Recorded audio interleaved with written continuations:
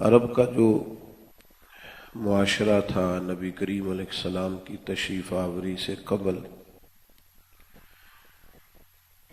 اس کے اندر جتنی بھی کمزوریاں پائی جاتی تھیں وہ تاریخ کا ہر طالب علم جانتا ہے۔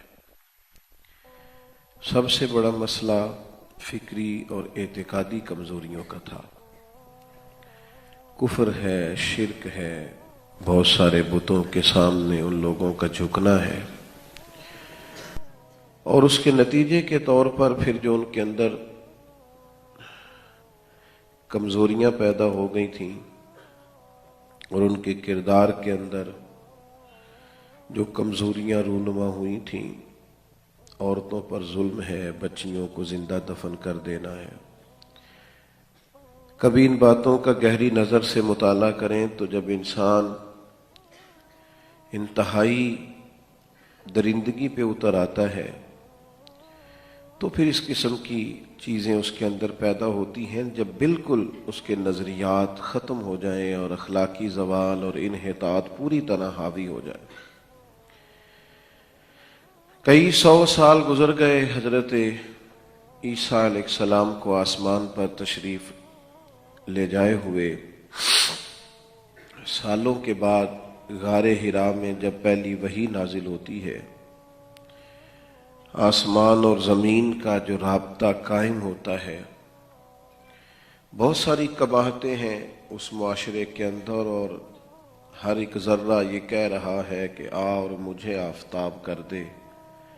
ہر پہلو ہی سخت تشنا ہے، عورتیں پریشان ہیں، غریب پریشان ہیں، بیٹیاں پریشان ہیں، بوڑھوں پر ظلم ہے۔ ہر پہلو پر ہی بڑی ضرورت ہے، اور اسلام نے سب کے حقوق اپنی اپنی جگہ پر بیان فرمائے۔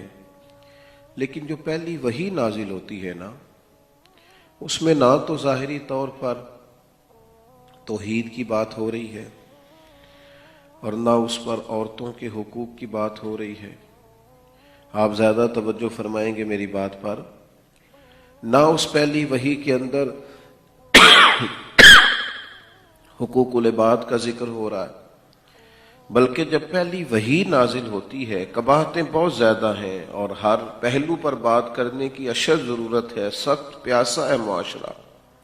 لیکن پہلا فرمان جو اللہ تعالیٰ کا اس امت کو سرکار کے وسیلہ پاک سے ملتا ہے وہ یہ ملتا ہے کہ اقرا، پڑھیے۔ معنی کیا ہے؟ قباحتیں جتنی بھی ہوں، اسلام کہتا ہے وہ پڑھنے سے دور ہو جاتی ہیں۔ خرابیاں اعتقادی ہوں یا اخلاقی ہوں، تعلیم ایک ایسی چیز ہے جو سب خرابیوں کو دور کر دیتی ہے۔ اقرا بسم ربک الذی خلق، پڑھیے اس رب کے نام سے جس نے پیدا کیا۔ آپ پڑھیے۔ یہ جو پڑھنا ہے، یہ ساری کمزوریاں، کسی کمرے کے اندر 2 4 5 قسم کے موذی جانور اکٹھے ہو جائے نا، بچھو بھی ہے، سانپ بھی ہے، چھپکلیاں بھی ہیں، اور آپ کو وہ سارے جانور مارنے پڑیں فوری طور پر تو مشکل ہوتی ہے، چونکہ کمرے میں اندھیرا ہے۔ کیسے آپ انہیں پکڑیں گے، کیسے گرفتار کریں گے، کیسے بھگائیں گے، کیا کریں؟ تو یہ سارے اندھیرے جتنے بھی اکٹھے ہو گئے ہیں اور یہ ساری آزمائشیں جتنی بھی جمع ہو گئی ہیں، اس کا علاج ایک ہے کہ اس کمرے میں اجالا کر دو۔ آپ اس کمرے کے اندر لائٹ آن کریں، اجالا کریں، بہت سے جانور تو پکڑنے ہی نہیں پڑیں گے، وہ خود بخود بھاگ جائیں گے۔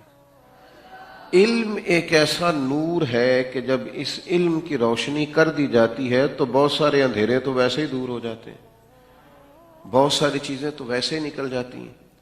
پڑھنا، اور پھر مشقت کے ساتھ پڑھنا، پھر یہ کہ کتاب سے پورا تعلق پیدا کرنا، اس طرح کا پڑھنا نہیں جس طرح آج لوگ مطالعہ کرتے ہیں کہ ان کے سامنے کتاب بھی کھلی ہوئی ہے اور ساتھ ان کے موبائل کی گھنٹیاں بھی بج رہی ہیں، وہ مطالعہ بھی کر رہے ہیں اور واٹس ایپ پر لوگوں کے ساتھ گفتگو بھی کر رہے ہیں، تو کیا کتاب سمجھ میں آئے گی؟ کیسے آپ کے ذہن میں عبارت بیٹھے گی؟ جب تک پوری طور پر کتاب سے آپ گفتگو نہیں کرتے، جب تک پوری طور پر آپ کتاب کے ساتھ اپنے ذہن کو پوری طور پر لگا نہیں دیتے، اقبال کہتے ہیں تجھے کتاب سے حاصل نہیں فراغ کہ تو کتاب خواں ہے مگر صاحب کتاب نہیں۔ کتاب تو انسان کو اٹھا دیتی ہے کہ اٹھو نا، پہلے مجھے مکمل تو کرو۔ میں نے ایسے لوگوں کو دیکھا کہ 500 صفحے کی کتاب ہے لیکن وہ ایک نشست میں بیٹھے ہیں اور پڑھ کے اٹھے۔ وہ کہتے ہیں اس کا لطف اتنا زیادہ ہے، اس کا ذائقہ اتنا زیادہ ہے کہ یہ جو ہمارے مشائخ علمی کام کرتے تھے تو وہ کام انہیں لطف دیتا تھا، ان پر بوجھ نہیں بنتا تھا۔ ایسا نہیں تھا کہ وہ بڑی تکلیف میں ہیں اور وہ کسی نے بڑا جبرن بٹھایا ہے۔ وہ ساتھ جو باقی بہت سارے علوم کی انہوں نے مہارت حاصل کر لی تو اس کی بنیادی وجہ بھی یہ تھی کہ وہ کام انہیں ذائقہ دیتا تھا، وہ خوش ہو کے کرتے تھے۔ قرآن مجید کی تفاسیر کا جب وہ مطالعہ کرتے تو وہ محسوس کرتے کہ قرآن مجید کا مطالعہ کے ساتھ ساتھ ان کے دل میں بہت ساری گریں کھل رہی ہیں، ان کی طبیعت لگ رہی ہے، ان کا ذوق بڑھ رہا ہے۔ دیکھیے نا، امام مالک رحمۃ اللہ علیہ کی خدمت میں کوئی شخص مسئلہ پوچھنا آتا ہے اور اگر وہ کہتا ہے مجھے کوئی فقہ کی بات پوچھنی ہے تو حضرت بتا دیتے ہیں، لیکن اگر وہ کہتا ہے نا مجھے حدیث پاک سننی ہے تو یہ ان کا اپنا ذوق ہے۔ کسی جگہ کتاب و سنت میں اس کا حکم نہیں، یہ ان کا اپنا ذوق ہے کہ اس نے کہا مجھے حدیث پاک سننی ہے تو انہوں نے اٹھ کر غسل کیا ہے، ہزاروں کے مجمع کے لیے نہیں، ایک آدمی کے لیے غسل کیا ہے، خوشبو لگائی ہے، امامہ باندھا ہے، پھر وہ منبر پر بیٹھے اور پورے عالمانہ وقار کے ساتھ بیٹھے اور پھر اس شخص کو سامنے بٹھایا ہے، اللہ کی حمد کی ہے، محبوب پہ درود بھیجا ہے، پھر نبی پاک کی حدیث پاک کو بیان فرمایا۔ یہ اہتمام انسان کے ذوق کو دوبالا کرتا ہے، آپ کی طبیعت کے اندر نور پیدا کرتا ہے۔ جب آپ اس ذوق کے ساتھ چیزوں کو لیتے ہیں نا، خلیفہ اعلیٰ حضرت مولانا ابو یوسف محمد شریف صاحب کوٹلوی رحمۃ اللہ علیہ، ان کے صاحبزادے تھے سلطان الواعظین مولانا ابو نور محمد بشیر صاحب رحمۃ اللہ علیہ۔ وہ فرمایا کرتے تھے کہ مجھے کوئی شخص مولوی کہتا ہے تو مجھے برا نہیں لگتا، بہت اچھا لگتا ہے۔ بہت سارے لوگ ہوتے ہیں نا، وہ بلا وجہ سے اپنے آپ کو کمزور سا اور دبا سا اور پیچھے ہٹا سا وہ سمجھتے ہیں۔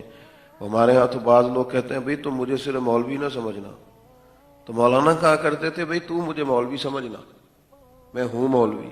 یہ کوئی تانے والی بات ہے؟ آپ کو لوگ علمی تعارف سے بلا رہے ہیں اور آپ کہہ رہے ہیں کہ مجھے مولوی نہ سمجھنا، اس کا کیا مطلب ہوا؟ آپ اس کو اپنے لیے اعزاز بنائیں، آپ کہیں شکر ہے اللہ کا کسی نے مولوی صاحب کہا ہے، ہم ہیں بھئی مولوی صاحب۔ اس میں کیا کمزوری ہے؟ بلا وجہ 2 قدم پیچھے ہٹنے کا معنی کیا ہے؟ زندگی میں اس جگہ پہ کھڑے ہو جانا جس پہ صرف وضاحتیں دی جائیں، اس کا مطلب ہاں یہ ضرور اسے کہیں کہ جس کو تم عرف عام میں آج سمجھتے ہو اب وہ دور نہیں رہا، اب تو بھئی مولوی اللہ کے فضل سے تقاضوں سے آگاہ ہیں، انہیں خبر ہے۔ تم اگر کسی اور معنی میں یہ بات کر رہے ہو تو وہ تمہاری بات درست نہیں ہے، ورنہ ہم نے تو اعلیٰ حضرت فاضل بریلوی کے نام کے ساتھ بھی کتابوں میں مولوی لکھا ہوا دیکھا ہے، تو مشائخ کے ناموں کے ساتھ لکھا ہوا دیکھا ہے۔ اس میں کمزوری والی کیا بات ہوئی؟ کبھی بھی ایسی پوزیشن پہ کھڑے نہ ہو۔ اور پھر آپ طالب علم ہیں جو علم کو طلب کرتا ہے، جو ذوق رکھتا ہے علمی۔ حضرت مفتی وقار الدین صاحب رحمۃ اللہ علیہ کے حالات میں میں نے پڑھا، کیا فرماتے ہیں کہ حضرت صدر الشریعہ رحمۃ اللہ علیہ فرمایا کرتے تھے سوال کیا کرو، جھجکا نہ کرو۔ اور یہ بھی ہوتا ہے ہمارے مدارس میں کہ جب طلباء سوال کرتے ہیں تو اس میں بعض اوقات اساتذہ کا بھی فائدہ ہوتا ہے، کچھ چیزیں ڈھونڈنی پڑتی ہیں، نکالنی پڑتی ہیں، کچھ ورک گردانی کا موقع ملتا ہے، اور سوال کرنے والے طلباء یہ باقی جو کلاس فیلوز ہوتے ہیں ان کا بھی بڑا نفع کرتے ہیں۔ تو فرماتے ہیں میں بہت زیادہ سوال کرتا تھا حضرت صدر الشریعہ سے۔ حضرت مفتی وقار الدین صاحب رحمۃ اللہ علیہ فرماتے ہیں کہ باقی طلباء بھی مجھ سے کہا کرتے تھے کہ یار ہمیں تو استاد جی کا روب بڑا ہے، بعضوں کا خیال آتا ہے کیسے یہ ذرا سوال ہمارا بھی پوچھ لینا، اور پھر ان کو وہ علمی ذوق اس کے نتیجے میں حاصل ہوا۔ یعنی آپ کسی چیز کو پڑھ رہے ہیں، پھر آپ اس کو سمجھنا چاہتے ہیں، پھر آپ اس پر غور کرنا چاہتے ہیں، پھر آپ اس کے نتائج کو سمجھنا چاہتے ہیں، اس کی حکمت کو سمجھنا چاہتے ہیں، اسے آپ معاشرے میں اپلائی کیسے کریں گے، سوسائٹی میں اس کا رواج کیسے ہوگا، اس کو آپ غور کرنا چاہتے ہیں۔ فرماتے ہیں میں کلاس میں سوالات کرتا تھا، پھر اللہ نے انہیں توفیق دی۔ یہ بھی فرماتے ہیں کہ پھر مجھ پر وہ وقت بھی آیا کہ میں نے ساری رات مطالعہ کیا۔ تو یہ نہیں ہوتا جب تک آپ کا ذوق نہ ہو، جب تک کتاب آپ کو لطف نہ دے۔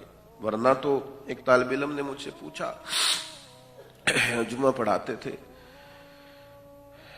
کہ بتائیے مطالعہ کیسے کرنا چاہیے، کتاب کو کیسے دیکھنی چاہیے۔ تو میں نے کہا یار آپ جمعہ پڑھانے کے لیے مطالعہ پوچھ رہے ہیں، وہ تو آتا ہی نہیں اگر اس نیت سے پڑھا جائے تو، کہ مجھے صرف لوگوں کو ہی سنانا ہے، مجھے صرف کسی کو ہی بتانا ہے۔ یہ خالص اس نیت سے اگر آپ چیز کو لے رہے ہیں تو کتاب آپ کے ساتھ گفتگو کیسے کرے گی؟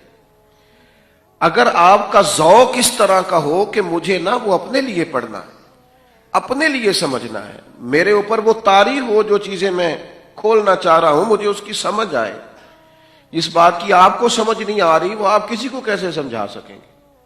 جو بات آپ پر طاری نہیں ہو رہی وہ آگے کسی شخص کو کیا لطف دے گی؟ تو آپ اپنے ذوق کو علمی بنائیں گے۔ دوسری گزارش یہ ہے کہ ہمارے ہاں ایک بہت زیادہ بات ہوتی ہے کہ